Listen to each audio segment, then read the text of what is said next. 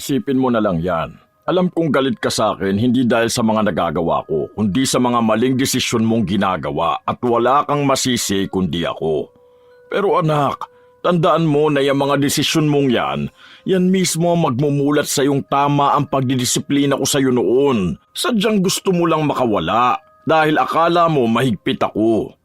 Mauunawaan mo ko kapag naging magulang ka na talaga.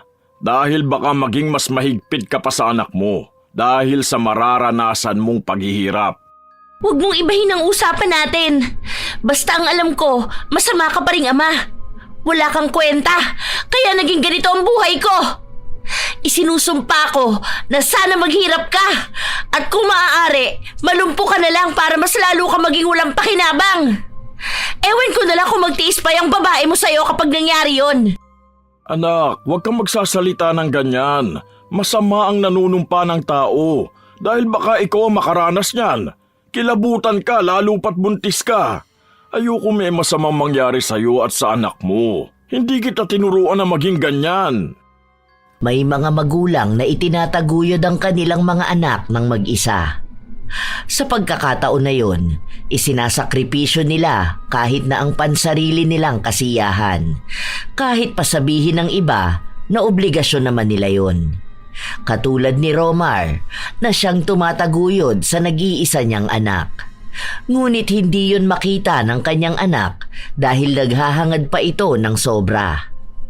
Ito rin ang bagay na magdadala sa kanila sa isang pagkakataon na pareho nilang paghihirapan ang buhay. Magagawa pa kayang magbago ang isang anak o mananatili itong isang alipin ng kanyang pagkakamali? Bakit? Wala namang masama kung doon ako sa bahay ng boyfriend ko matutulog, di ba? Boyfriend ko naman yun. Ang tanda ko na, panay ka pa dyan bawal sa akin. Kung si mami nga okay lang sa kanya eh. Bakit kasi sa'yo pa ako napunta? Kung pwede namang si mami ang mag-alaga sa akin simula pa ng bata ako. Anong okay sa pagtulog sa bahay ng lalaki ha? 16 years old ka pa lang, Melody.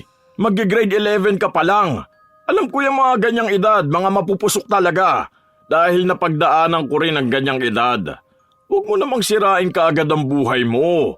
Paano kung mabuntis ka ha? Ano na lang ang mangyayari sa'yo? Sa panahon ngayon, ang hirap bumuo ng pamilya. Kung mabuntis man ako, malamang may ama naman yung bata. Hindi naman yun magiging katulad mong tinakasan ng responsibilidad, no? Palibasa, takot ka sa sarili mong multo, kaya ganyan ka mag-isip. Akala mo kasi lahat ng lalaki katulad mo. Hindi mo alam kung ano nangyari noon kaya kami naghiwalay ng mami mo. Wala na akong pakialam doon. Basta, aalis ako ngayon. Hindi ko kailangan ng approval mo. Matanda na ako kaya gagawin ko ang gusto ko. Oh, matanda ka na pala eh. Di pwede mo na pag-aralin at buhayin ang sarili mo. Kailan ka aalis sa bahay ko? Ah, talagang gusto mo akong palayasin ha? Wala pa ako sa wastong edad, kaya may obligasyon ka pa rin sa akin.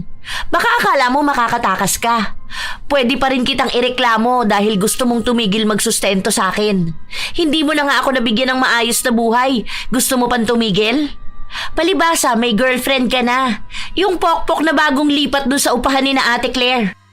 Wala kang karapatang pagsalita ng ganyan si Monica. Oh, kita mo na? Galit ka kasi totoo. Ipinagpalit mo dun si Mami? Sa ganong klaseng babae pa ha? Alam mong bago kay panganak, hiwalay na kami ng mami mo. Sa akin ka lumaki dahil umalis siya para sumama dun sa kanu niya na hindi rin naman siya pinanagutan nun na buntis siya. Kaya wag mo sa aking isisi kung anong nangyari sa relasyon namin. Naging mabuting ama ako sa'yo at ginagawa ko ang lahat para lang mabigyan ka ng magandang buhay. Magandang buhay? Maganda na pala to para sa'yo, ha? Nakatira sa maliit na bahay, nag-aaral sa public school, may maliit na baon. Ano? Grabe naman kung yun na pala ang magandang buhay para sa'yo. Alam kong hindi ito yung buhay na gusto mo, pero pinaghirapan ko ito. Hindi lahat ng tao may bahay. Hindi lahat ng bata nag-aaral, may nakakain. Kung tingin mong hindi yan dapat ipagpasalamat, sana tingnan mo yung mga taong pinapangarap yung buhay na meron ka ngayon. Kaya nga gusto ko makapagtapos ka ng pag-aaral eh. Dahil gusto ko mabigyan mo ng magandang buhay ang magiging anak mo. Gusto kong maibigay mo sa kanila yung mga hindi ko naibigay sa'yo. Pwede bang huwag ka magdrama ngayon? Wala akong panahon dyan sa pinagsasasabi mo.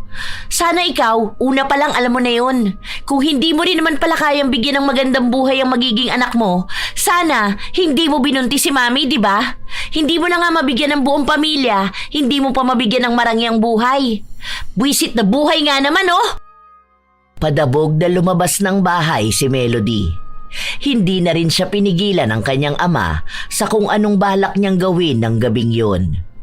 Dahil ilang beses naman na siyang pinagsabihan pero hindi siya nakikinig.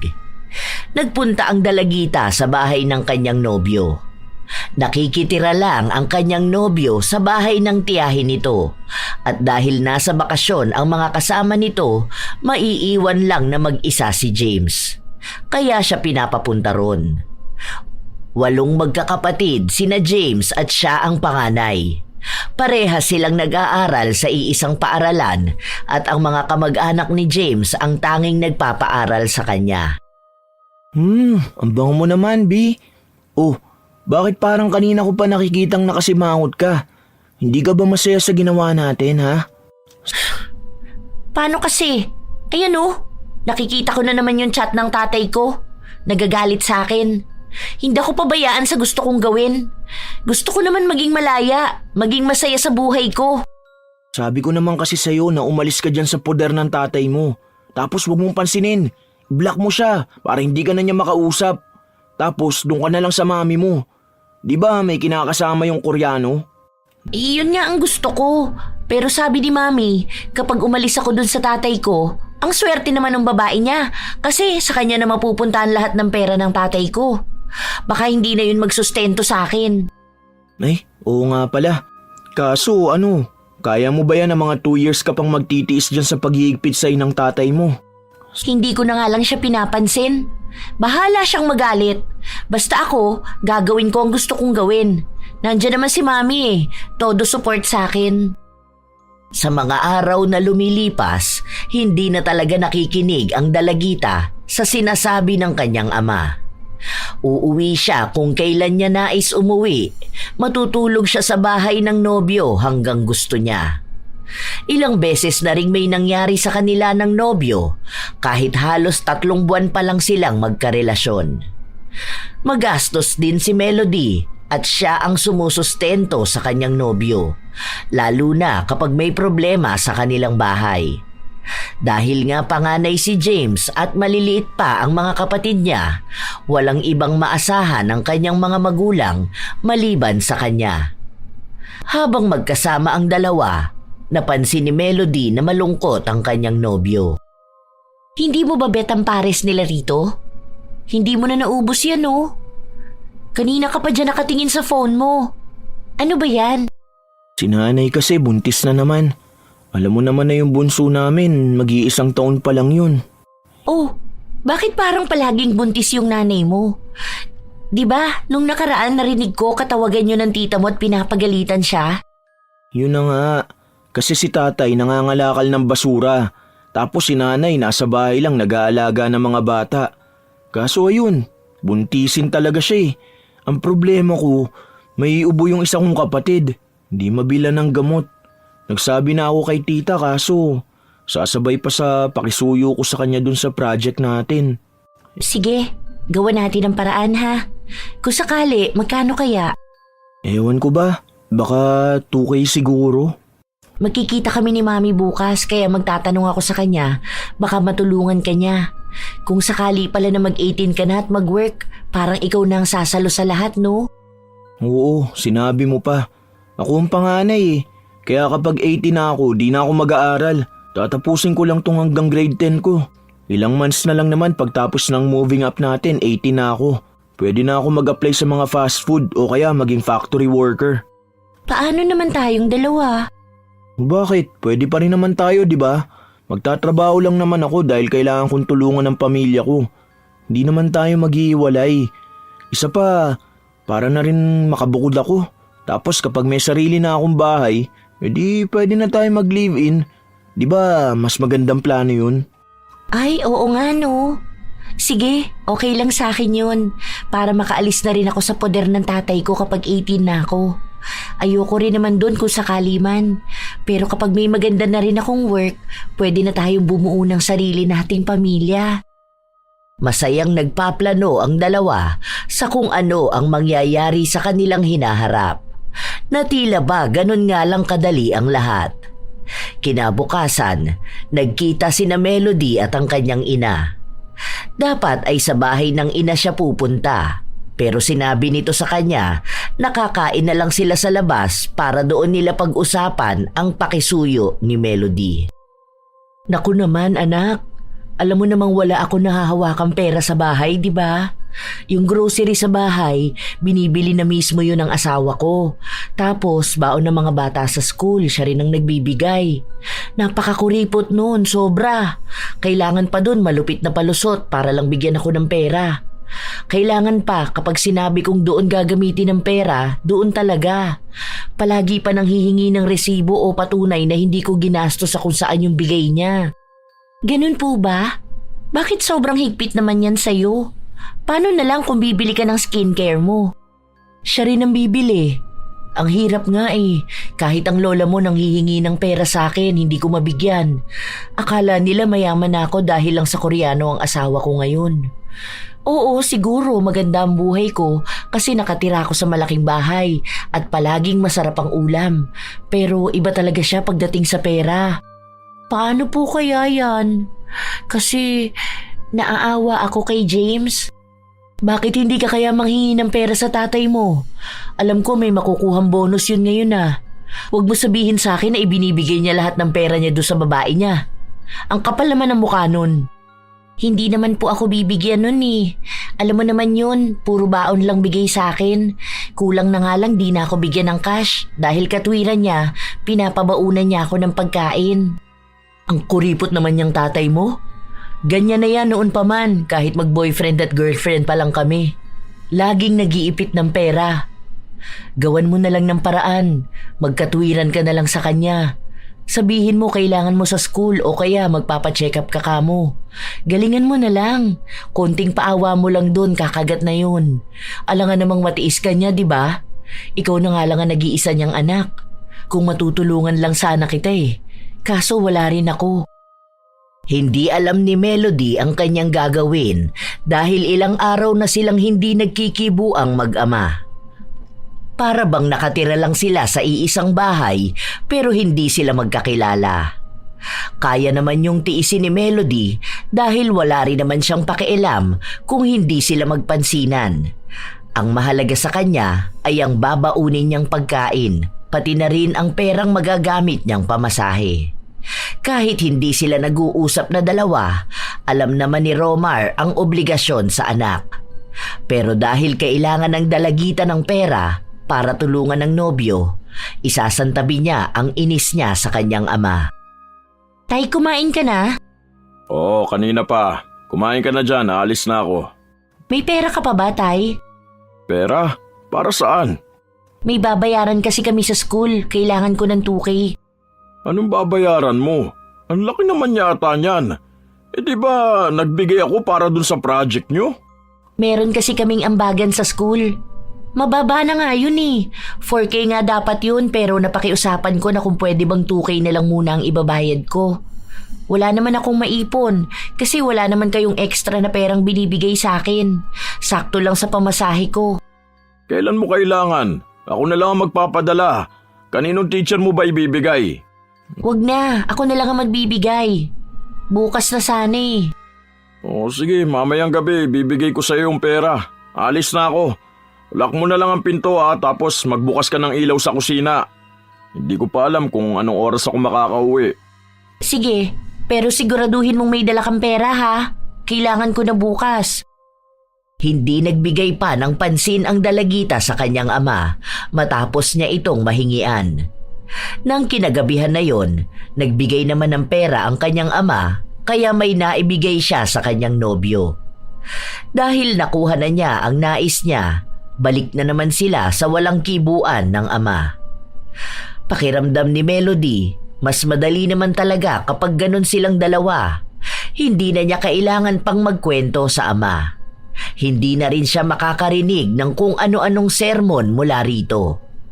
Hanggang sa isang araw, nalaman na lang ng kanyang ama ang dahilan kaya siya nanghingi ng pera.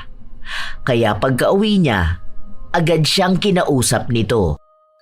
Ano bang tingin mo sa sarili mo? Ikaw pa talaga nagbibigay ng pera sa lalaki mo? Sinasabi ko sa'yo, Melody ha, makipaghiwalay ka sa lalaking yon. Ano bang problema mo kay James? Maayos siyang lalaki. Maayos na lalaki? Tingin mo ba may maayos na lalaking manghihingi ng pera sa girlfriend niya? Anong klaseng lalaki yun? Nasisikmura niyang babae ang nagbibigay sa kanya sa halip na dapat siya ang magbigay sa'yo? Huwag mo nga pagsalitaan ng ganyan ng boyfriend ko. Malamang tutulungan ko siya. Ano ba naman yung 2K? Ikaw nga nagbibigay ka ng pera sa babae mo na mas malaki pa dyan. May narinig ka ba mula sa akin? Ha? Wala naman, di ba? Kaya ganun lang din yun. Magkasama kami sa kahit na anong hirap. Magkaiba tayo ng sitwasyon. Kung nagbibigay man ako ng pera kay Monica, pinaghirapan ko yun. Ikaw, nagbibigay ka ng pera sa lalaking yun galing sa pera ng magulang mo. Siya ang lalaki. Dapat siyang nagpapakahirap. Ngayon pa lang nakikitaan ko na yan na hindi kayang obligasyon niya. O paano kung maging mag-asawa na kayo, ha? Aasa yan sa'yo dahil sinasanay mo siyang binibigyan mo ng pera. Ang lalaki yan dapat may obligasyon para sa'yo. Hindi ikaw ang bubuhat ng obligasyon niya. Para maliit na bagay lang gusto mo pang palakihin. Ewan ko sa'yo. Bahala ka sa buhay mo.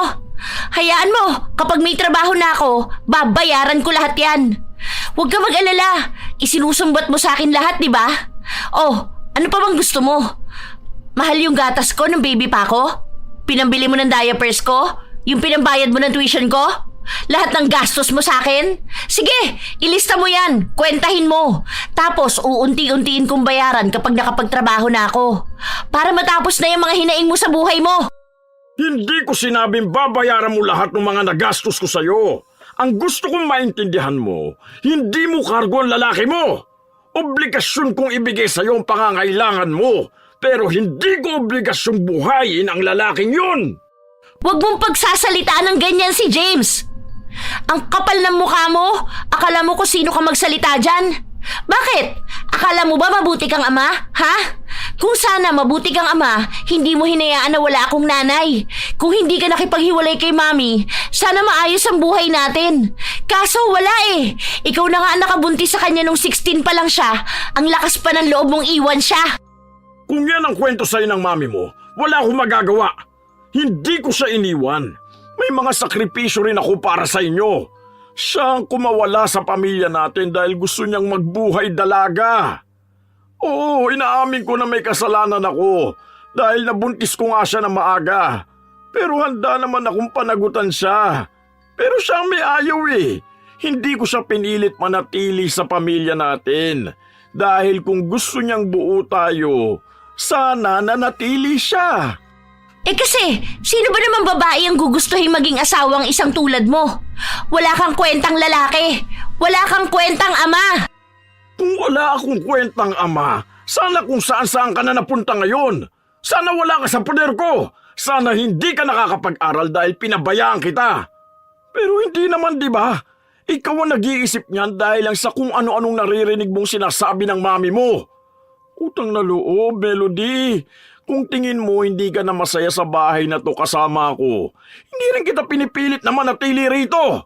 Lumayas ka kung gusto mo. Buhayin mo ang sarili mo.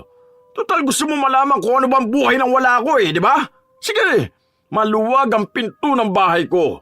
Umalis ka kung gusto mo. Makipagtanang ka. Sirain mo ang buhay mo. Pero ito ang tatandaan mo ha. Kung anumang desisyon na gagawin mo sa buhay mo, hindi ko nakasalanan yun. May sarili kang pag-iisip. May sarili kang desisyon. Tama man yan o mali, ikaw ang haharap niyan. Baka dyan mas matuto ka para malaman mo kung gaano ba talaga kahirap ang buhay. Kita mo na?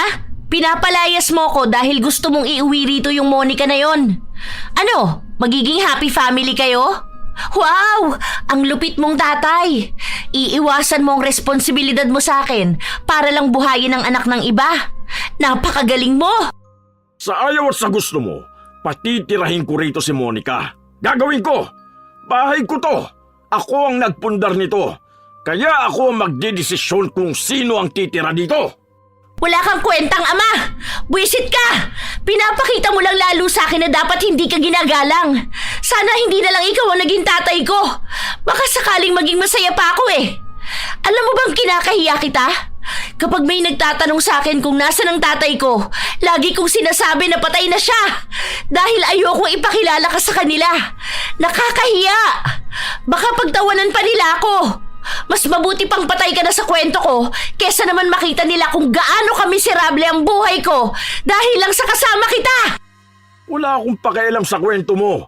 Yan naman talagang pinaparamdam mo sa akin simula pa noon eh. Hindi ko alam kung anong mali kong nagawa sa'yo. Siguro kasi mahigpit ako. Sino ba namang amang hindi maghihigpit sa anak niyang babae, ha? Lalo na kayong mga kabataan para kayong mga pakawala. Ayoko lang danasin mo ang paghihirap ng pagiging batang ina. Dahil kung ikaw sa sarili mo hindi mo naranasan ang magandang buhay, hindi mo rin yun maibibigay sa anak mo. Tandaan mo yan! Ako, kapag naging isang magulang ako, sisiguraduhin ko na hindi matutulad ang anak ko sa nangyari sa akin. Buo ang pamilya namin at may responsableng ama.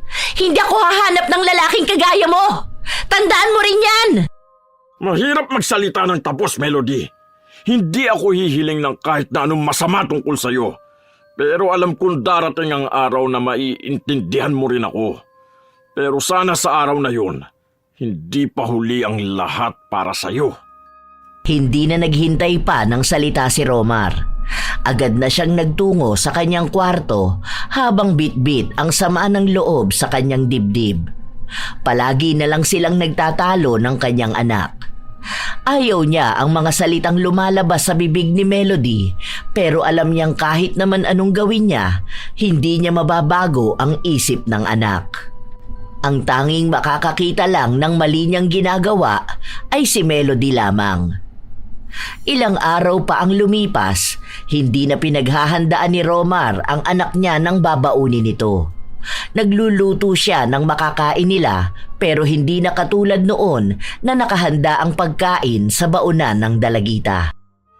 Bakit wala pa akong baon? Meron na akong niluto dyan. Ayusin mo na lang. Aalis na ako. Ganun lang yun? Hindi mo ilalagay sa baonan ko? Oh, akala ko ba kaya mo na ang sarili mo? Bakit pati paghahanda ng babaunin mo kailangan ko pang asikasuhin? Kaya mo na yan. Dapat matuto kang wala ako. Doon mo masasabi sa sarili mong hindi mo na talaga ako kailangan. Pati responsibilidad sa pag-aalaga sa anak, hindi pa magawa. Ay, anong klaseng tatay yan? Hindi na kumibo pa si Romar. Umalis siya ng bahay para pumasok sa trabaho. Si Melody naman, inasikaso ang kanyang sarili dahil sa tagal niyang maghanda ng babaunin niya at sabayan pa ng pag-aasikaso sa sarili, late siyang nakarating sa kanilang paaralan. Dahil doon ay napagalitan siya ng kanilang guro. Nang matapos ang klase, nagkita ang magkasintahan at inilabas ng dalagita ang lahat ng hinanakit niya tungkol sa kanyang ama. Diba? Kung ikaw ba naman matinong tatay, hahayaan mo bang mahirapan ang anak mo? Nakakainis na siya eh. Ewan ko ba? Kaya siguro iniwan ni mami yun eh. Kasi alam niyang wala talaga siyang kwentang lalaki. Buisit! Ano ba, Bi? Kumalma ka lang, okay? Tignan mo, stress na stress ka na. Kumukulubot na yung noo mo. Baka mamaya maaga kanyang tumanda. Ay, kasi naman yung lalaki na yun eh. Walang ibang dulot sa akin kundi ang sama ng loob. Wala na siyang pinakitang maganda sa buhay ko. Hindi na talaga ako makapaghintay na umalis sa bahay niya at magsama na tayong dalawa. Hayaan mo, mangyayari din yan. Sa ngayon, magtiis ka munang samahan ng tatay mo, ha? Okay lang yan. Ilang taon na lang naman eh. Ay, sana nga dumating na ang araw na yun. Hindi ko na kayang pagtiisan ng ugali niya. Tapos ang higpit pa. Kailangan kapag gabi na, matutulog na talaga. Hindi pwedeng magpuyat. Papatayin na niya yung wifi kapag 10 PM na. Buksan mo na lang ulit kapag tulog na siya. Hindi ko yun pwedeng buksan. Nasa loob ng kwarto niya yung wifi, no? Lagi pa namang nakalak yung pinto nun. Alam mo, simula nung nakilala niya yung babae niya, mas sumama ang ugali niya. Ang damot niya ngayon. Ayaw niya akong bigyan ng pera dahil sinasabi niya, binibigay ko lang daw sa'yo. Grabe naman yung tatay mo. Pati pala sa akin ayaw niya. Ay, sa bagay, alam ko naman na ayaw niya sa akin. Ang dami niya kayang sinasabi kapag nakikita niya ako. Nahihiya nga ako kapag nakikita ko siya kasi minamaliit niya ako. Ikaw mahihiya sa lalaki na yun? Ang kapal naman ng mukha niya kung magsasalita siya ng masama tungkol sa'yo. Bakit? Kilala ka ba niya? Ha? Siya nga ang walang kwentang lalaki eh. Walang kwentang tatay. Buwisit siya. Ay, ayan na. Naiinis na naman ako. Bakit parang nito mga nakaraan palagi ka na lang naiinis? I mean, ang bilis mong mainis. Minsan kahit mga kaklase mo bigla mo na lang inaaway. May nararamdaman ka bang kakaiba? Ewan ko. Hindi ko alam. Pero 5 days na akong delayed.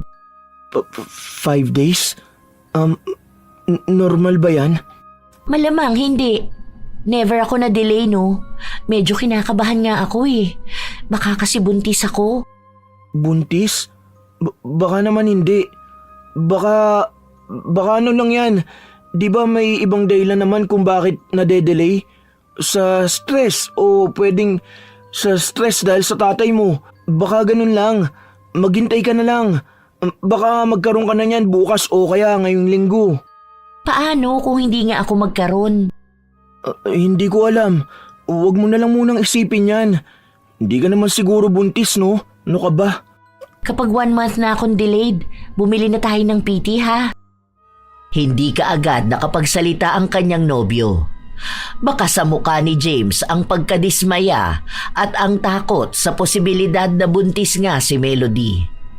Ilang araw na hindi makausap ng maayos si James dahil patuloy niyang iniisip ang kalagayan ng nobya. Araw-araw din siyang nagtatanong kung dinatna na ba ito. Hanggang sa umabot nga ang 1 buwan pero hindi pa rin nagkakaroon si Melody. May mga nararamdaman na rin siyang pagbabago sa kanyang katawan. Dahil doon, palihim silang bumili ng pregnancy test kit para malaman na kung ano ba ang buong katotohanan. Ano na? Anong nakalagay dyan? Buntis ka talaga? Oo. Ayan o. Ang linaw ng 2 linya, di ba? Ulitin mo. Marami akong biniling PT. Baka mali lang yan. Pang-4 na beses na nating sinubukan. Buntis nga ako. Pare-pareho lang ang lumalabas. Anong gagawin natin? Hindi pwedeng buntis ka. Anong hindi pwede? Buntis na nga ako. Ano pa bang pwede nating gawin? Ayaw mo ba? Magkakaroon na tayo ng anak. Magiging isang masayang pamilya na tayo. Bakit ganyan ang reaksyon mo? Para namang hindi ka natutuwa sa nangyari. Parehas naman nating ginustong gawin to, di ba? Maging masaya ka naman. Hindi ko alam. Bata pa tayo. Wala pa akong trabaho. Hindi ko pa kayang bumuo ng pamilya. Alam mo naman na mag-18 pa lang ako, di ba? Bata pa yung mga kapatid ko. Walang tutulong sa bahay namin. Ang dami namin problema, lalo na sa pera. Ano naman? Pamilya naman natin ang bubuuin natin, di ba? Pinangako mo sa akin na pananagutan mo ko kapag nabuntis mo ko. Ito na yun. Basta ako, sasamahan kita kahit na anong mangyari. Palalakihin natin ang anak natin na may buong pamilya. Pwede mo naman tulungan ng pamilya mo kahit na may anak na tayo, di ba? Saka na lang siguro natin pag-usapan yan. Umuwi ka na sa inyo. May gagawin pa ako sa bahay. Inuutusan pa ako ni Tito na linisin yung sasakyan niya. Bukas na lang natin ulit pag-usapan kung anong dapat gawin. Halata kay James na hindi pa siya handa sa naging resulta ng pagiging mapusok nilang dalawa. Iniisip niya pa lang ang responsibilidad na mapapataw sa kanya kapag nagkaroon sila ng anak, hindi na niya kinakaya. Lalo pat umaasa ang kanyang pamilya na tutulungan niya ang mga ito. Hindi niya yun basta magagawa kung magkakaroon na siya ng anak. Kinabukasan, maagang nagising si Melody. Matagal siyang nakatingin sa salamin habang pinagmamasdan ang kanyang tiyan. Hindi pa naman yon halata pero iniisip na niya ang magiging magandang buhay niya kasama ang kanyang anak. Iniisip niya ang buong pamilyang maibibigay niya rito. Pamilya na hindi niya naranasan. Ilang sandali pa, narinig niya ang kanyang ama na kumakatok sa kanyang pinto. Inis niyang pinagbuksan ito. Mag-grocery ako. May ipapasabay ka bang ipapabili? Wala naman. Siguro sabon at shampoo na lang. Napkin mo, hindi na? Baka ubos na yan kasi yung maliit lang nabili ko last time. Baka magkaroon ka ngayon. Hindi na. Marami pa ako rito. Ha? Sigurado ka ba? Oo nga, di ba? Yun na yung sinabi ko. Kailangan pa magtanong ng paulit-ulit eh. Sige na, dalian mo lang at aalis din ako. Magkikita kami ni James dahil may mahalaga kaming pag-uusapan. Kahit na may pagtataka sa mukha ng kanyang ama, umalis ito. Ilang oras lang din, pagbalik niya ay may dala siyang mga prutas. Nagluto na rin kaagad si Romar. Para bago umalis ang anak, ay makakain na muna ito. Si Melody naman, panay ang tawag sa kanyang nobyo para tanungin kung anong oras ba sila magkikita. Pero walang nagiging tugon si James. Kagabi pa yon hindi nagpaparamdam sa kanya. Iniisip na lang ni Melody na baka naghahanda ang kanyang nobyo para sa pagsasama nila sa iisang bubong, katulad ng ipinangako sa kanya nito noon. Ilang sandali pa, nang makatanggap ng mensahe ang dalagita at sinabi na pumunta na lang siya sa bahay ng nobyo, agad na rin siyang naligo at nag-ayos. Luto na ang almusal. Kumain ka na muna bago ka umalis. Hindi na, doon ako kina James kakain. Aalis na ako. Sigurado ka ba? Ang sarap pa naman ang niluto ko. Paborito mo to eh. Sinigang na baboy. Ayoko nga kumain, di ba? Ikaw na lang, o kaya tirhan mo na lang ako para mamaya pag uwi ko. Alis na ako. Ano ba naman yan? Anong amoy yun? Bakit ang baho? Mabaho? Wala namang mabaho rito ah. Ang bango kaya, amoy lemon. Naghiwa ako ng lemon kanina kasi nilagay ko sa pitchel. Ang baho talaga. Itapon mo na nga yun. Nakakadiri. Ano bang nangyayari sa'yo? Buntis ka ba? Ha? Ano ba yung sinasabi mo? May mabaho lang dito sa bahay buntis agad. May napapansin ako sa'yo nito mga nakaraang araw pa. Alam kong delay ka. Dahil ako nagtatapon ng basura sa CR. Wala akong napapansin na ginamit mo. Ano? Buntis ka na talaga? Ano naman kung totoo? Ha? Diyos ko naman, Melody. 16 years old ka pa lang. Tingin mo ba makakaya mo mag-alaga ng anak mo kung sarili mo nga hindi mo maalagaan ng maayos? Bakit mo ba ako sinisigawan, ha? Kung buntis man ako, wala namang masama doon. Malamang babae ako. Kaya naman namin to ni James. Halika, magpupunta tayo ng ospital para malaman natin kung totoo bang buntis ka. Ano ba? Bitiwan mo nga ako, nasasaktan ako. Oo na, buntis ako. Diyos ko po, ano bang pagkukulang ko sa yung bata ka? Bakit naman ganyan ang ginawa mo sa sarili mo? Ang taas ng pangarap ko para sa'yo dahil ayaw kong mag-aya ka sa nangyari sa mami mo. Nak, bakit naman ganyan? Wala namang masama kung nabuntis ako. Hindi lang naman ako 16 years old na nabuntis, diba? Ang iba naman nagagawa nilang buhayin ng anak nila at mabigyan ng magandang buhay. Hanggat alam kong mahal ako ni James at handa siyang magpakatatay sa anak namin, hindi ko ikahihiya tong pagbubuntis ko. Anong magandang buhay ang maibibigay sa'yo ng lalaking yun, ha? Kung siya nga hirap na sa buhay niya tapos dadagdag pa kayo ng anak mo? Tingin mo ba kaya niyang mapakain ka ng 3 beses sa isang araw? Kaya ba niya ang gasto sa bata? Kung alam mo lang kung gaano kamahal ang magpalaki ng anak. Parehas pa kayong walang trabaho. Tapos yung magiging asawa mo, may mga kapatid pang bubuhayin. Mukhang yung magiging anak niyo kasabay pa ng nanay niyang isisilang yung bunso nilang kapatid. Tingin mo kaya niyang sustentuhan ang lahat?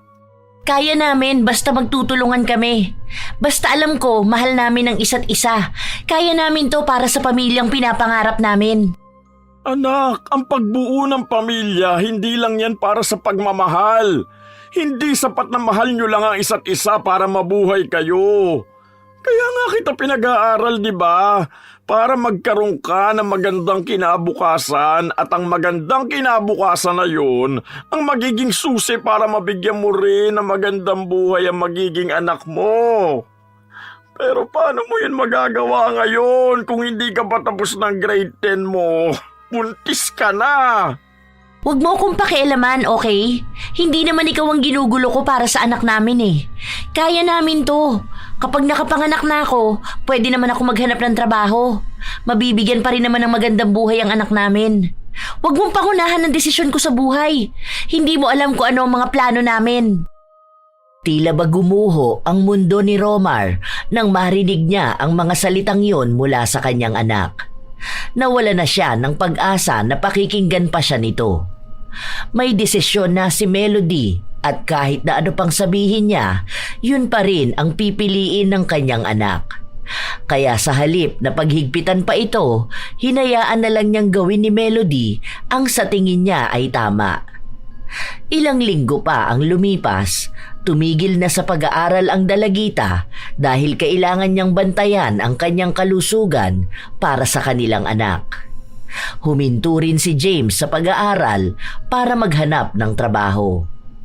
Naging kargador siya sa palengke at kakarampot na pera lang ang kinikita niya. Hanggang sa nagpasya ang dalawa na magsama na sila dahil nagpupumilit si Melody na dapat ay sa iisang bahay na lang sila nakatira. Gurado ka ba ron? Oo, para hindi na rin ako mahirapan na palagi ako nagpupunta sa bahay nila. Para doon na lang ako. Pwede naman kayo rito. Para kahit paano mababantayan kita. Hindi na. Kaya nga ako aalis dahil ayoko makasama ka.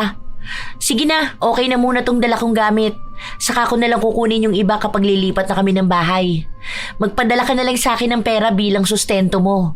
Dahil wala pa naman akong 18 years old, hindi pa pwedeng masolo ng babae mo ang lahat ng pera mo. Hindi na pinigilan ni Romar ang anak. Makikitira sina Melody at James sa bahay ng tiyahin ng binata. Nakiusap na si James kaya pumayag naman ito. May hiwalay na maliit na kwarto naman ng binata at ipinangako niya na kapag nakaipon siya ng pera, lilipat sila sa mas maayos na paupahan.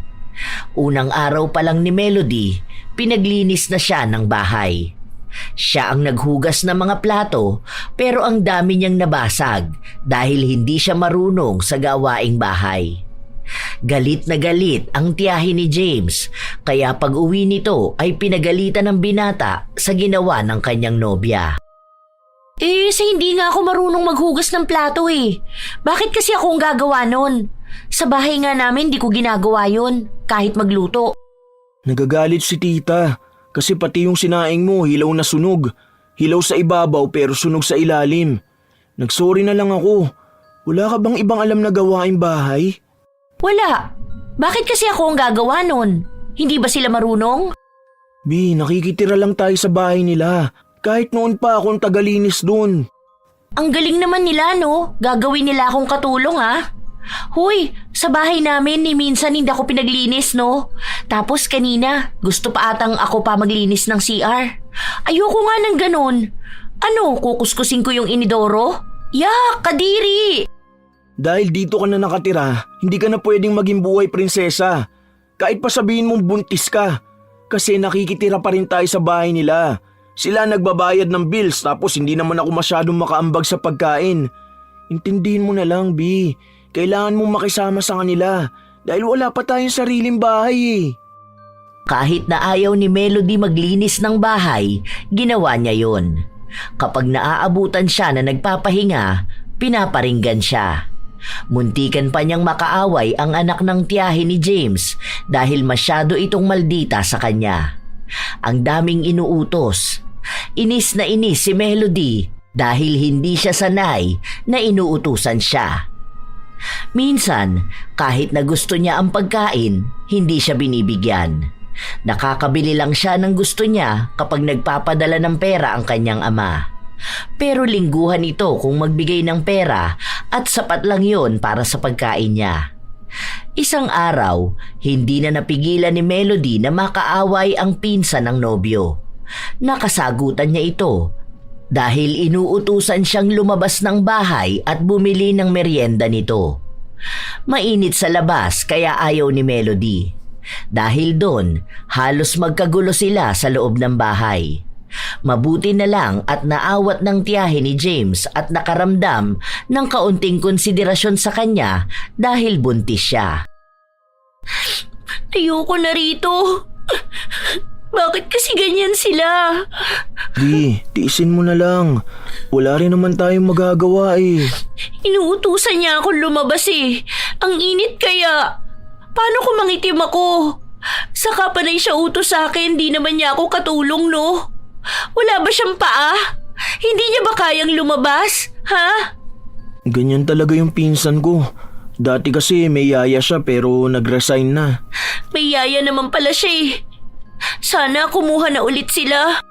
Hindi pwede kasi dagdag expenses nila. Tapos itong kwarto natin sa yaya to. Kapag nag-hire sila, saan tayo matutulog? Dati nung mag-isa lang ako sa sofa ako natutulog, di ba? Alam mo naman yun. Naiyak na lang lalo ang dalagita dahil hindi yon ang buhay na gusto niya. Hindi yon ang inaasahan niya pero yon ang nararanasan niya.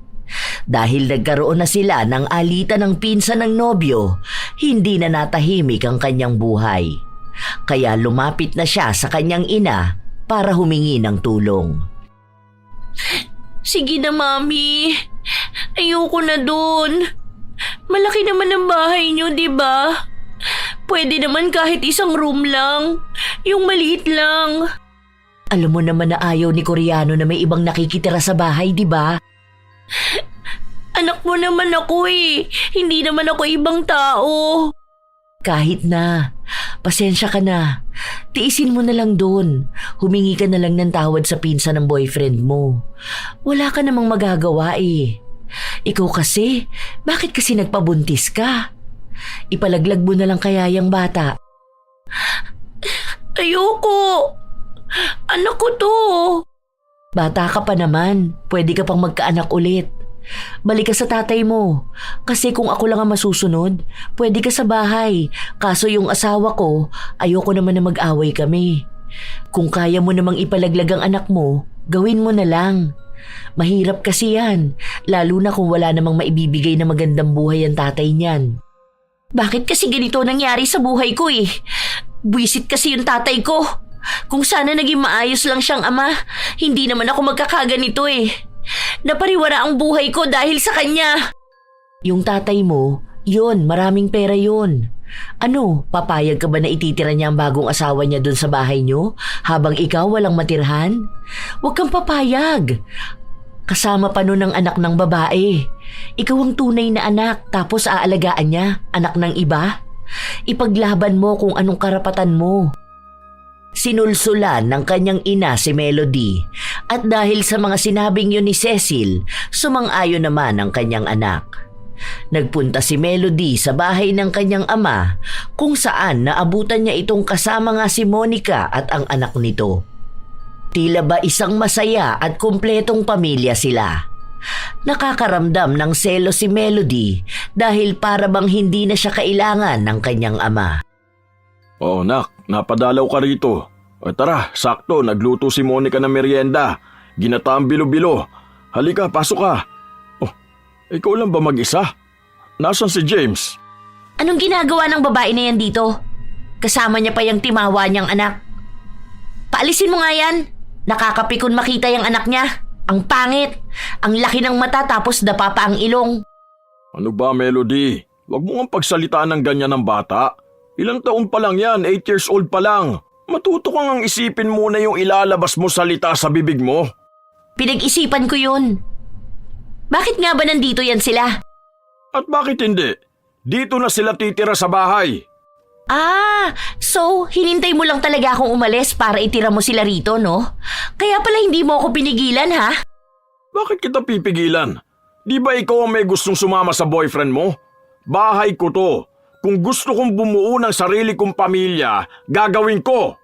Pero may obligasyon ka pa rin sa akin. Anong klaseng tatay ka? Pinabayaan ba kita? Di ba nagpapadala ako ng pera sa'yo? Akala ko ba kaya kang buhayin ni James? Bakit parang kasalanan ko pa ngayon na nabuntis ka niya? Bubuo kayo ng sarili niyong pamilya. Dapat kayo magsasakripisyo para sa anak niyo. Yun ang tunay na pagbuo ng pamilya. Buisit ka! Ikaw ang may kasalanan kaya naging ganito ang buhay ko. Kung naging maayos ka lang sanang tatay, masaya ako. Hindi ako mabubuntis kaagad. Hirap na hirap ako doon sa bahay ng tita ni James kasi ginagawa nila akong katulong doon. Paano kung magiging walang kwentang ama? Kung ibinibigay ko sa iyo ang kalayaan na gusto mo.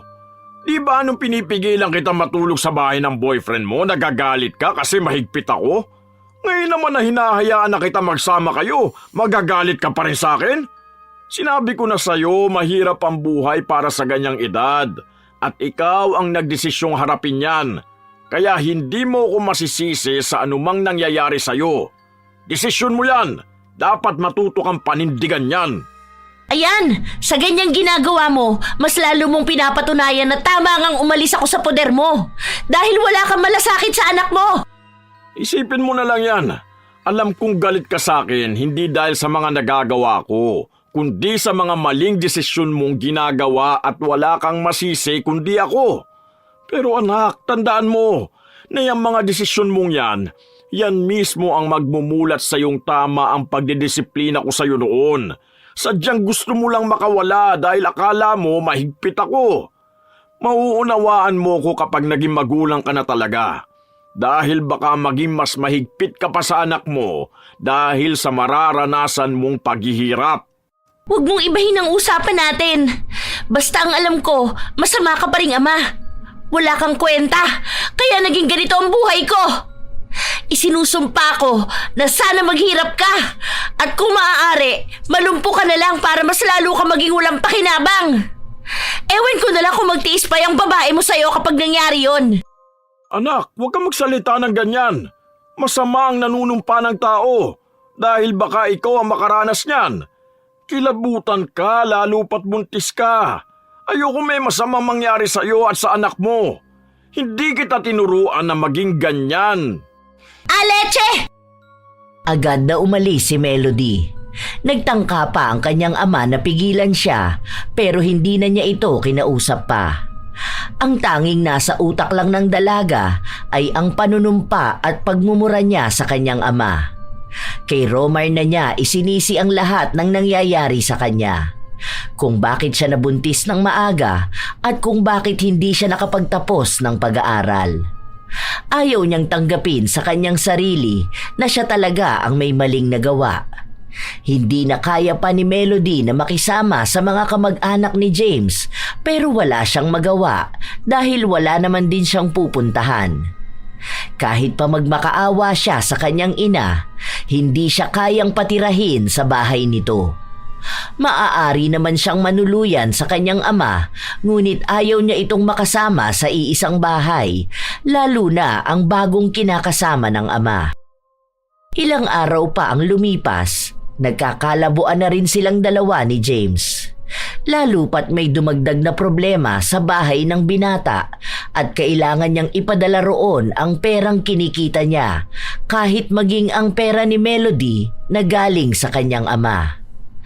Naiinis na rin ang mga kasama nila sa bahay dahil nagiging mas maarte palalo si Melody, lalo na at naglilihi na rin ito. Ilang beses niyang naririnig ang tiyahin ng nobyo na sinasabing lumipat na sila ng bahay. Pero nagmamakaawa si James na wag muna dahil wala silang mapupuntahan. Isang gabi, nagising ang dalagita at naabutan ang nobyo na nakatulala lang habang nakaupo. Bi, ayos ka lang ba? Hindi ko na alam ang gagawin ko. Kulang yung sinasahod ko, wala naman akong makuha matinong trabaho ngayon. Kailangan sa bahay ng pera eh. Kasi di ba buntis din si nanay. Tapos yung kapatid kong 13 years old buntis din. Tapos yung asawa niya tambay na lasenggo. Walang may pantutos to sa kanya. Lahat na nagsabay-sabay na. Hala, bakit naman ganun? Akala ko ba nag-aaral yun? Huminto na yun sa pag-aaral kasi nga wala kami maipampapaaral sa kanya. Hindi ko na alam, naguguluhan na ako sa buhay ko. Tapos binubuliglig pa ako ni tita. Gusto na tayong palayasin dito. Hindi ko na alam kung saan tayo pupunta. Bakit naman kasi ganyan ang ugali ng mga yan eh? Umuwi ka na lang kaya sa inyo. Baka tama nga ang mami mo. Ipalaglag mo na lang ang bata. Naririnig mo ba ang mga sinasabi mo? Anak natin to, tapos gusto mong ipalaglag ko? Nababaliw ka na ba? Wala naman tayong maipambubuhay dyan eh. Hindi ko kayang responsibilidad. Hindi ko kayang pagsabay-sabayin lahat. Wala akong natapos, wala akong makukuha magandang trabaho. Kung ipagpapatuloy natin yung bata, alam nating mas lalo tayong mahihirapan. Kapag nanganak ka na, ano na mangyayari sa atin? Hindi ka rin naman pwede magtrabaho dahil wala ka pa sa wastong edad. Tapos wala ka rin namang natapos, di ba? Kahit yung grade 10 mo, hindi mo naman natapos eh. Yung mga kasabayan natin, ayun, nag-moving up na. Malaking pagkakamali lang yung bata na yan. Kaya hanggat kaya pa maagapan, ipalaglag mo na yan. Hindi ako papayag! Anak ko to! May plano tayo sa buhay. Kaya naman natin to dahil mahal natin ang isa't isa eh. Bata pa tayo. Hindi natin kayang mabuhay ng tayong dalawa lang. Hindi ko pa kaya. Hindi pa ako handang magkaroon ng pamilya. Please lang, tanggalin mo na ang batang yan. Hanggat maaga pa. Hanggat pwede pa. Ayoko! Hindi ko kayang gawin yun. Bakit si Mami? Nanganak naman siya nung 16 pa lang din siya. Okay naman ako. Magkaiba kayo ng mami mo. At magkaiba kami ng tatay mo. Oo, alam ko naman na magkaiba kayo ni tatay. Dahil yung tatay ko walang kwenta. Hinayaan niya lang na maghiwalay sila ni Mami. Tapos ako hinayaan niya lang mahirapan sa buhay. Ikaw, iba ka sa kanya kasi maganda ang plano mo para sa anak natin, di ba? Hindi tayo maghihiwalay dahil gusto mong buo ang pamilya natin. Dahil ayoko maranasan ng anak ko ang naranasan ko. Maaayos natin ang lahat. Pasensya ka na, Abby. Pero ayoko na. Hindi ko na rin kaya magstay sa relasyon natin. Pagod na ako sa lahat. Hindi ko kayang panindigan yung bata. Hindi ko pa kayang maging ama sa ngayon. Kasi hindi mo pa yan naisisilang, hirap na ako eh. Paano pa kung mailabas mo na yan? Itigil na natin tong relasyon natin. B, please. Parang awa mo naman. Huwag naman ganito ang gawin mo sa akin, oh. Huwag mo ko ipagtabo yan. Gusto ko buo ang pamilya natin. Huwag mong hayaan na lumaki ang bata na hindi buo ang pamilya niya. Kaya nga ipalaglag mo na lang yan para hindi niya na maranasan ng sirang pamilya. Kasi ako hindi ko na talaga kayang panagutan yan.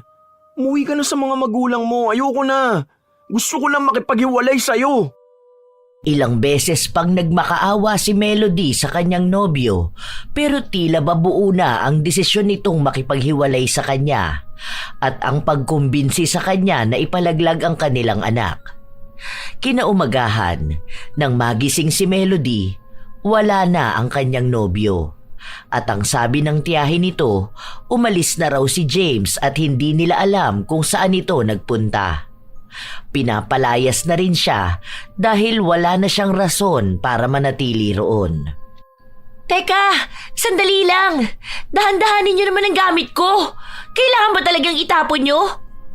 Hindi siya pinakinggan ng mga yon. Basta na lang itinapon sa labas ang mga gamit niya at siya na ang nag-isa-isang pulutin yon. Hindi mawari kung nais bang maiyak ng dalagita o nais niyang manggalaiti sa galit. Sinubukan niya ring tawagan si James pero hindi na ito sumasagot sa kanya. Kahit tawagan niya ang mga magulang ng nobyo, wala silang maiturong lugar kung nasaan ang binata. Ano ba naman, James? Nasaan ka na ba? Bakit mo naman ginawa sa akin to? Mukha akong kawawa rito sa kalsada. Nakakahiya. Nakatingin silang lahat sa akin. Ano bang mali kong nagawa sa buhay ko at nagkakaganito ako? Habang naglalakad ang dalagita sa gilid ng kalsada, may isang mabilis na sasakyan ang paparating sa pwesto niya. Nakaiwas naman siya pero malakas pa rin ang pagtilapon niya sa gilid kaya nahulog siya sa maliit na uwang ng kanal. Isang paa niya lang ang lumusot pero ramdam niyang may bakal na bumaon sa kanyang binti bago unti-unting namanhid yun. Humingi ng tulong ang dalaga.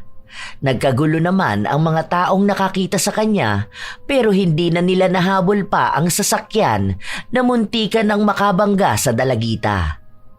Matagal bago narespondehan si Melody dahil hindi siya maaaring basta na lamang hugutin sa pagkakahulog niya sa kanal dahil may nakabaong bakal sa kanyang binti. Nang madala siya sa ospital, iyak lang siya ng iyak. Ang daming bumabagabag sa utak niya at isa na sa iniisip niya ay ang kanyang anak. Nang araw din na yon, tinawagan niya ang kanyang ina para puntahan siya. Pero ang sabi lang nito sa kanya ay hindi siya pinayagan ng kanyang asawa dahil walang magbabantay sa mga anak nila. Kaya walang nagawa ang dalagita kundi tawagan ang kanyang ama. Agad namang napasugod ang kanyang ama sa ospital at inasikaso siya nito. Mabuti naman ligtas ang anak mo. Pero medyo magkakaroon ng komplikasyon sa paa mo. Baka matagalan kang hindi makalakad dahil may ugat daw na natamaan ng matusukan ng makalawang na bakal. Inaasikaso pa yung sa tetanus vaccine na pwede sa buntis. Hindi ko alam kung pwede ka na lumabas bukas o sa Monday. Nasaan si James? Ano ba nangyari sa'yo at napunta ka sa ganong sitwasyon? At ano rin yan? Bakit dala mo yung mga gamit mo? Hindi kumibo si Melody dahil ayaw niyang sabihin sa kanyang ama kung ano bang tunay na nangyari. Iniisip niya kasi na magiging katatawanan lang siya. Alam niyang sisisihin lang siya ng ama kapag nalaman nitong naghiwalay na silang dalawa ni James. Pero mukhang kahit na hindi na niya sabihin pa, alam na ni Romar ang nangyayari. Ang kanyang ama ang nag-asikaso sa kanya hanggang sa makauwi siya sa kanilang bahay. Hindi pa rin nagsasalita si Melody. Tawagin mo na lang ako kapag may kailangan ka ha. Nakakuha na rin ako ng vitamins mo. Sa ngayon, wag mo munang pilitin ng magkikilos dahil baka makaapekto rin yan sa anak mo. Hindi makatingin ng diretso si Melody sa kanyang ama. Bukod sa kirot ng kanyang binti, halo rin ang bagabag at inis na nararamdaman ng dalagita. Hindi niya akalain na ang kanyang ama pa rin ang mag-aasikaso sa kanya matapos niyang ipagpilitan na kaya na niyang mabuhay na wala ito sa piling niya. Isinumpa niya pa ito pero tila ba tumalbog sa kanya ang masamang hiling niya. Siya ang naghirap at hindi makalakad. Wala na rin sa kanya ang nobyo at talagang tinakasan na nito ang responsibilidad sa kanya. Hindi na niya alam kung itutuloy niya pa ba ang pagbubuntis o gagawin niya ang hiling ng ina at ni James na ipalaglag na lang ang bata. Ilang araw pa ang lumipas, hindi pa rin kumikibo ang dalagita. Ang kanyang ama at si Monica ang nag-aasikaso sa kanya kahit pasabihin niyang kaya na niya ang sarili niya. Isang gabi, nang dalhan ni Romar ng pagkain ng anak sa kwarto nito, kapansin-pansin na malalim ang iniisip ni Melody. Nak, kain ka na para makapagpahinga ka na. Mamaya lilinisan ko yung sugat mo. Oo nga pala. Bukas sasamahan ka na lang ng tita Monica mo sa center ha para sa check-up mo. Ipalalaglag ko na ang batang ito. Ha? Bakit? Ano ba yung naiisip mong bata ka? Bakit? Wala naman siyang tatay ah. Hindi ko rin naman siya kayang buhayin. Tapos tingnan mo, makakaya ko ba tong alagaan kung lumpo ako? Ayoko mahirapan ang anak ko. Alam kong ito rin naman ang gusto mo. Kahit na kailan hindi ako sumang-ayon sa ganyan.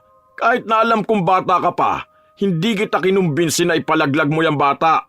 Walang kasalanan yan sa mga mali mong nagawa sa buhay mo.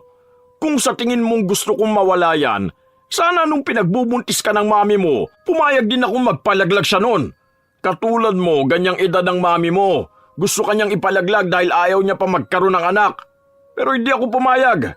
Kaya nung ipanganak ka, sa akin ka na talaga napunta. Unang araw mismo ng pagkasilang mo, iniwan ka na niya sa akin. Alam mo, sa totoo lang, sobrang hirap naman talaga maging magulang. Pero hindi ibig sabihin na kapag nahihirapan ka na sa ginawa mo, ang tanging paraan na lang ay alisin ang anak mo. Pero wala na siyang tatay. Ano, lalaki siyang katulad ko na hindi buo ang pamilya? Magiging malungkot? Magiging nakakatawa? Sa totoo lang anak, ikaw lang ang nag-isip niyan sa sarili mo noon. Hindi dahil lumaki ka sa sirang pamilya, may kulang na rin sa pagmamahal na natatanggap mo. Pamilya lang ang hindi buo, pero yung binigay kong pagmamahal sa'yo, higit pa sa pagmamahal na kaya ko ibigay. Simula nung nahawakan kita pagsilang mo, doon ko naunawaan kung ano ang tunay na ibig sabihin ng pagiging ama. Nung nakita kita, sinabi ko sa sarili kong gagawin ko ang lahat, maibigay ko lang sa iyo ang buhay na hindi katulad ng naranasan ko. Habang lumalaki ka, nakikita kong naghahangad ka ng buong pamilya na kahit anong pilit ko hindi ko maibigay dahil hindi na kami pwede ng mami mo. Kaya sa tuwing nagtatalo tayo, sobrang sama ng loob ko dahil ayoko nagagalit ako sa iyo eh. Dahil anak kita, mahal na mahal kita. Kung alam mo lang kung paano ako mag-alala sa iyo nung wala ka na sa poder ko. Dahil iniisip kong hindi mo kayang mabuhay nang wala ako eh. Hindi ka pa handa. Pero wala akong magawa dahil gusto mo maging malaya eh. At dahil mahal na mahal kita, hinayaan kitang matuto sa sarili mong desisyon. Anak, hindi pagkakamali ang bata na yan. Desisyon niyo yung buuin. Kaya hindi kailanman mababago ng pagpapalaglag mo ang nakaraan mo. Hindi ang bata ang hadlang sa buhay mo. Ikaw mismo dapat sa sarili mo ang nakakaalam kung paano mo haharapin ang resulta ng desisyon mo. Huwag mo ugaliing tumakbo at tumakas. Dahil sa ginagawa mo, pinapalala mo lang ang kalagayan mo. Pero hindi ko kayang bumuhay ng anak. Hindi ko kayang maging batang ina. Paano kung hindi ko kayang mapalaki ng maayos ang anak ko? Natatakot ako. Normal ang matakot, anak. Nandito si tatay. Kahit na kailan hindi kita pababayaan. Basta magpakatatag ka lang palagi, ha? Lalo pat magkakaroon ka na ng anak. Nakatitig lang si Melody sa muka ng kanyang ama. Walang kahit na anong galit at paninisi na mababaka sa mukha ni Romar. Dahil tanging pagtanggap at pagmamahal sa anak ang nais niyang ipakita. Dahil doon, unti-unting natauhan si Melody sa mga kasalanang nagawa niya sa ama. Hindi na niya napigilan pang maging emosyonal. Sorry, Tay. Sorry. Ang sama kong anak. Noon pa man, galit na galit ako sa'yo kahit wala ka namang pinakitang mali. Kahit na pagmamahal lang naman yung gusto mong iparamdam sa akin. Hindi ko man lang nakita yun. Pinagpilitan kong maging malaya at di ko inintindi yung paghihigpit mo sa akin. Ngayon, naiintindihan ko na kung bakit mo yun ginagawa. Dahil ayaw mong maulit sa akin yung nangyari kay Mami. Pero eto na nangyari na sa akin. Single mom na ako. Yung tatay ng anak ko, hindi nyo naging kasing responsible. Kakaiwas ko magkaroon ng asawa na malayo sa ugali mo. Napunta ako sa walang paninindigan. Sorry, Tay. Tapos, ilang beses pa akong humiling ng masama tungkol sa'yo. Tama ka nga. Kung wala ka, hindi ko kakayanin ang buhay sa mundong to. Sana, anak ko. Umiiyak ka na naman, Okay lang yan. Dumarating talaga tayo sa punto na nagkakaroon tayo ng maling desisyon. Pero hindi naman ibig sabihin na yun na rin ang katapusan ng lahat. Malalaman natin kung gaano tayo magiging matatag kapag natuto na tayong harapin ang pagkakamali na nagawa natin. Sorry, Tay. Huwag mo akong iiwan na. Ikaw na lang ang kakampi ko. Hindi ko kakayanin kung wala ka. Oo naman, hindi mawawala si tatay. 2 na kayo ng anak mo ang baby ko.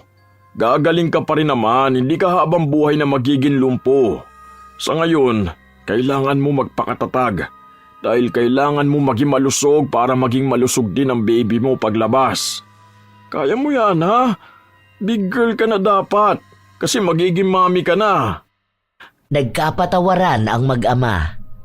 Alam ni Melody na hindi sapat ang salita para maipakita niya ang pagsisisi sa mga nagawa niyang mali.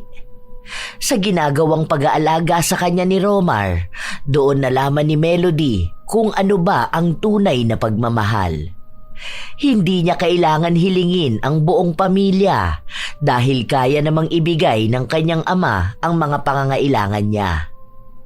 Naging maayos din sila ni Monica, lalo pat nakikita niyang maalaga rin ito sa kanya at kay Romar. Habang tumatagal at lumalaki na ang tiyan ng dalagita, nagiging maselan din ang kanyang pagbubuntis. Pero wala siyang ibang ginagawa kundi ang magpahinga at magpagaling. Kapag may pagkakataon, sinasamahan siya ng ama na maglakad-lakad sila sa tabing dagat. Nahihirapan pa rin si Melody humakbang at lumakad ng maayos, pero nakakaya naman niyang umusad sa tulong ng kanyang ama. Naging bukas siya para tanggapin ang mga payo ng ama dahil alam niyang lahat ng iyon ay makakabuti sa kanya. Hindi rin sa kanya pinaparamdam na malaking pagkakamali sa buhay nila ang kanyang anak. Dahil atat din ang ama na mahagkan ang kanyang magiging unang apo. Tignan mo to, anak. Di ba ang cute? Color pink tong mga binili ko. Yung ibang mga gamit ni baby, sa next sahod ko na bibilin, ha? Uunti-untiin natin yan. Salamat, Tay. Hindi mo talaga kami pinabayaan. Ready na lahat ng gamit ni baby. Siguro kung wala kayo, baka kahit isa dyan, wala akong nabili. Siyempre, dapat may mga gamit na si baby kasi ang hirap kapag wala. Naalala ko pa nung ipinanganak ka, naghanap pa kami ng damit ng baby. Kung kani-kanino ko lumapit para lang manghiram.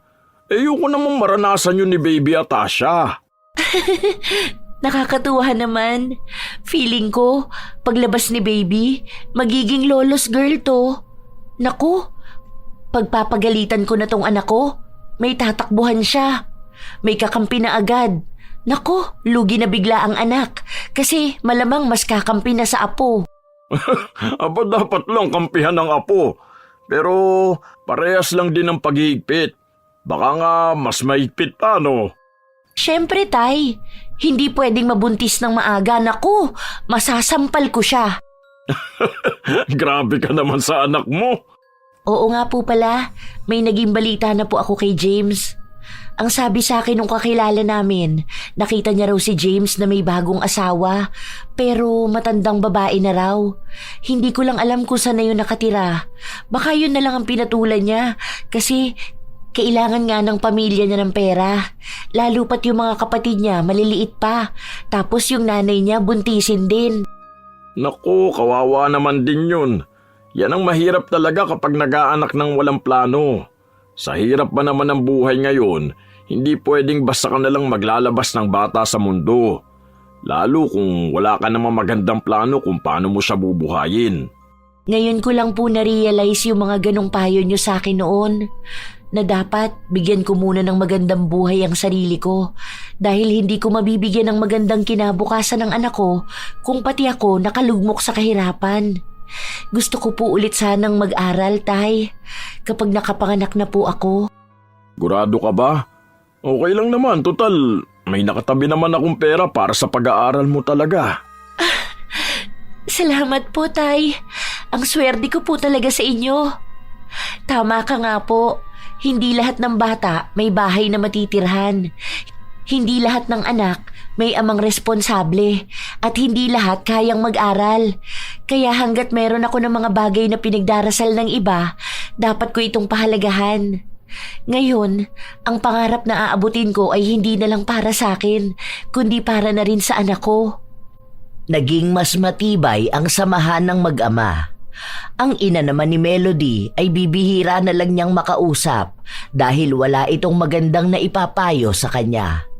May mga salita pa itong sinasabi laban sa kanyang ama na ayaw nang marinig pa ni Melody. Dahil hindi na ulit papangit ang tingin niya sa ama dahil lang sa panlalason sa kanyang utak ng kanyang ina. Naaalala niya rin kasi kung paano ba siya udyukin ng ina na patayin ang sarili niyang anak para lang magpatuloy sa pagiging buhay dalaga. Wala rin namang naibibigay na tulong sa kanya ang ina dahil takot ito sa kanyang asawa.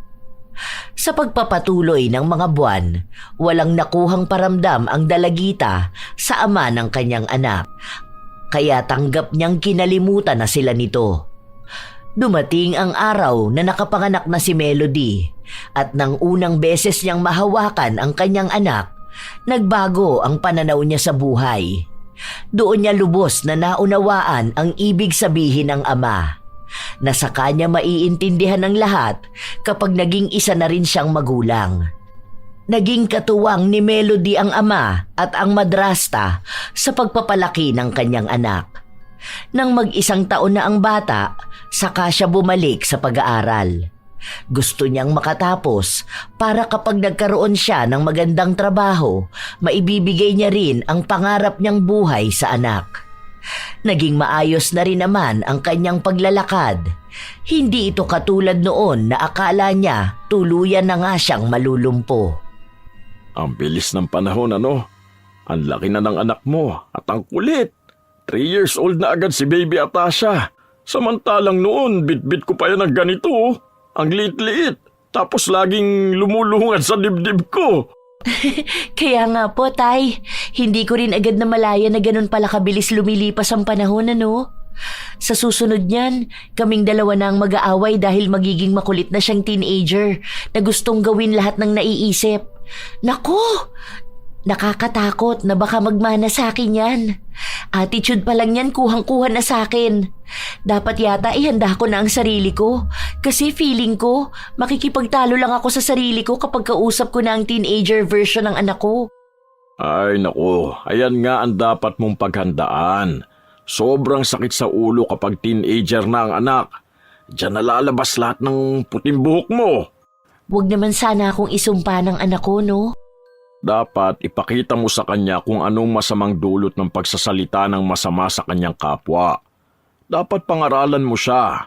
Ang panunumpa o paghiling ng ikapapahamak ng iba, maaaring magdulot din ng mas masamang bagay sa kanya. Dahil pwedeng sa kanya mangyari yung isinumpa niya sa iba. Totoo po pala talaga yung gano'n, ano, Tay? Kasi ako mismo ang nakaranas. Natakot na ako magsalita ng masama sa iba dahil nakakatakot na baka sa akin nga bumalik. Naaalala niyo po yung sinumpa kong malumpo kayo? Tapos ako pala yung nalumpo? Ang hirap. Yun na nga ang sinasabi ko. Ang anumang hiling mong maranasan ng iba, siya namang mararanasan mong higit pa. Hindi nakabubuti sa iyong pagsumpa dahil ang dila natin may kapangyarihang makasakit ng iba. Unang sarili natin, kaya dapat palaging isipin ang lumalabas sa bibig dahil mahirap kapag ikaw ang binalikan ng sumpa. Nagbigay ng magandang payo si Romar sa kanyang anak na siya namang buong pusong tinanggap ni Melody. Simula nang matanggap ni Melody ang mga payo ng kanyang ama, napansin niyang nagiging maayos na ang kanyang buhay. At ang mga napagdaanan niya ay magiging malaking parte ng kanyang hinaharap at kung paano nga ba niya palalakihin ang kanyang anak. Unti-unting natuto sa buhay si Melody sa gabay din ng kanyang ama. Doon niya nalaman na mahirap ngang magpalaki ng anak at kung paano siya umasta noon ay isa nga siyang sakit ng ulo ng ama. Sa paglipas ng panahon, nakapagtapos na ng pag-aaral si Melody. Nagkaroon siya ng magandang trabaho kaya naibibigay na rin niya ng paunti-unti ang pangarap niyang buhay para sa anak. Minsan na ring nagtagpo ang landas nila ni James pero hindi sila nakapag-usap tungkol sa kanilang anak dahil umaasta rin naman si James na wala silang nabuo noon. Wala na rin namang pakialam pa si Melody dahil para sa kanya, hindi na kailangan ng anak niya ng tatay. Sapat na siya na lang ang magpalaki rito. Hindi niya ikinahiya na maging isang single mom. Dahil katulad ng kanyang amang nagtaguyod sa kanya, hindi nagiging kabawasan sa bata ang pagkakaroon ng iisang magulang. Lalo na kung maibibigay naman niya ang lahat ng pangangailangan. Hindi rin naman naging sarado ang puso ni Melody kung sakali man na makakakilala siya ng ibang lalaki na siyang magmamahal sa kanya. Pero ang palagi niyang iisipin ay ang kalagayan ng kanyang anak. Bago siya mahalin ng lalaki, dapat mahal din nito ang kanyang anak. Ganon ang natutunan niya sa kanyang ama. Dahil hindi naman nagmahal ang kanyang ama ng ibang babae na hindi rin siya tinanggap. Maraming natutunan si Melody sa kanyang pinagdaanan. Tunay nga na hindi madali ang magbuntis sa murang edad. May pangarap na nasisira at napakahirap magpalaki ng anak. Kung walang tumulong sa kanya, alam niyang hindi niya kakayanin ang lahat. Kaya lagi niyang sinasabi sa mga kabataang mapupusok na ang pagbuo ng bata ay hindi biro kailanman, na ang pagmamahal ay hindi magiging sapat. Kailangan maging responsable sa desisyong kanilang pinipili. Dahil kapag nakabuo na, hindi na madaling makatakas. May dahilan kung bakit naghihigpit ang mga magulang. Tandaan na ang mga magulang ay nagbibigay ng payo, hindi para hadlangan ang kalayaan ng kanilang mga anak, kundi upang ingatan sila laban sa maling desisyon na maaaring magdulot ng mabigat na responsibilidad. Ang pagsunod sa iyong magulang ay pagsalba sa iyong kinabukasan. Ayaw lang din nilang danasin mo ang maling desisyong kanilang napagdaanan noon. Kayo, mga apo, ano ang opinyon nyo sa naging buhay ni Melody? May nakaranas ba sa inyo na mabuntis sa murang edad? Ano naman ang inyong maibabahaging payo para sa mga kabataang mapupusok at tingin nila ay kaya na nilang bumuo ng isang pamilya? Nais kong marinig ang inyong opinyon at natutunan sa ating bagong kwento. Shout out sa ilan sa mga masusugid na tagapakinig ng mga istorya ni Lola Telang. Caroline Aporto, Jen 1219, Jonaline Condes, Jenny Suzuki, Julieta Ortega, Janet Singson, Blessy May, Assorted Love Hurts KSA, Wilda Rodriguez, Mayhani 23, Iya Domingo, Miko Win Mark Cabrera, Charmaine Montilla, Basanta Mila, Perlin Nicor. Salamat sa pakikinig nyo, Min Ping, Marjorie Dequila, Nor Pontinuela, Cherry Fe de Alagdon, Art Ian Bensorto, Hathor and Yuki, The Fantastic Bullies, Miss OBR Travels, I Love Traveled, Romina Buado from Marikina, Lydia Lopez, Rachel Whitney, Marilor Guevara, Snow Cabanilla, Comega Mix, Noemi Kiambao at kay Angelica Degano Talanya at kay Sis Canchelin Canillo Obina ng Candelaria, Quezon.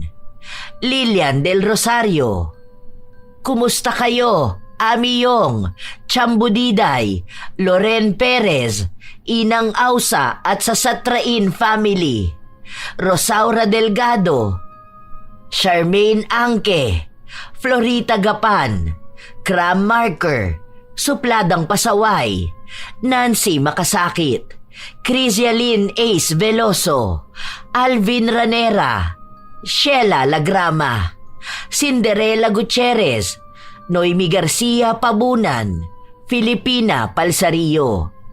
Shout out sa inyo, Jeneline Pajarito, Rose Guevara, Jessa Jacob, Ludet Alfabete, Emelita ng Taguig City, Ami Bug, Board Yarn, Raylin Santillan, Aimee Venzon, Sub Story, Jennifer Deginon, Jaime Constantino, Riz Magante, Abelita Jade, Gia Gigi. Shout out din sa inyo, Roslyn Mangilin, Florence Joyce Feras, Estely Reyes ng Marikina City, Jenny Lynn Oruga, Danilo Candido Jr., Abigail, Chris Alcantara, Marco Nanes at kina Kuya Dennis, Jay, at Lucky Pontipedra ng Pakil, Laguna, Roda Bieri, Thelma Salazar, Josefina Fuelias, Yang 79, Hernando Po Jr., Sonia S., Susie. Maligayang pakikinig sa inyo, Hazel Fiesta, Liza Agodo, Lorraine, Elizabeth Dunca, Roxanne Gaudicos, Angeline Gahelonia, Chloe Abalos, Annalisa Malatbalat, Sofia Moralio, Sydney Crosswind, Beth, Era Sera, My Haven and Stitch, Roy Lacandalo, Lucky Nanay at sa Balota family ng Caloocan.